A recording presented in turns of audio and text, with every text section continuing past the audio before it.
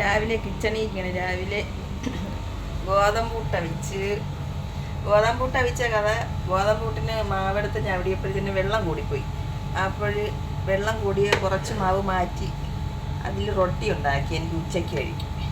അത് കഴിഞ്ഞ് കുറച്ച് മാവ് ലാസ്റ്റ് അടിയിൽ കുറച്ച് മാവ് വേണമല്ലോ, അതിൽ പുട്ട് വെച്ച്, പിന്നെ മുട്ട പുഴുങ്ങി, പിന്നെ കട്ടൻ ചായക്ക് വെള്ളം വെച്ചിരിക്കുന്നു.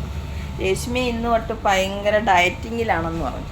അപ്പോഴത്തേന് എന്നോട് പറഞ്ഞു, ചേച്ചി എനിക്ക് ഇന്ന് തൊട്ട് ഞാൻ ഡയറ്റിങ്ങാണ്, ഒരു ഫുഡ് കഴിക്കുന്നില്ല, എനിക്ക് വേണമെന്നാൽ ഒന്നും ചോദിക്കരുത് ചേച്ചി വാരിയും തരരുത്. ഞാൻ ചോറ് കഴിക്കുമ്പോൾ ചില ദിവസങ്ങളിൽ ഇതേപോലെ പറയുന്നതിനൊന്ന് വാരി കൊടുക്കും. അപ്പോൾ പറഞ്ഞു, ഇന്ന് തൊട്ട് എനിക്ക് വാരിത്തരല്ലേ ചേച്ചി എന്ന് പറഞ്ഞു. അതുകൊണ്ട് ഞാൻ ഫുഡ് കഴിച്ചില്ല, എന്തായാലും ഞാൻ ചോദിക്കും കഴിക്കുന്നത്. അപ്പോൾ 7 മണിക്ക് അവൾ പോകും.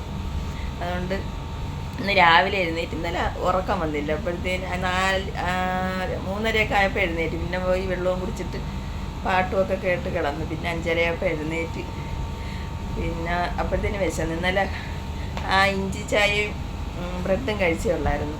അപ്പോൾ നല്ല വിശപ്പ്. അപ്പം ഞാൻ വിചാരിച്ച് രാവിലെ ഇനി ഗോതമ്പൂട്ട് ഭയങ്കര ഇഷ്ടമാണ്. അപ്പം ഗോതമ്പൂട്ട് ഗോതമ്പ് മേടിച്ച് വയ്ക്കും. അപ്പം രാവിലെ ഗോതമ്പൂട്ടും കട്ടൻ ചായയും കുടിക്കാൻ പോകും.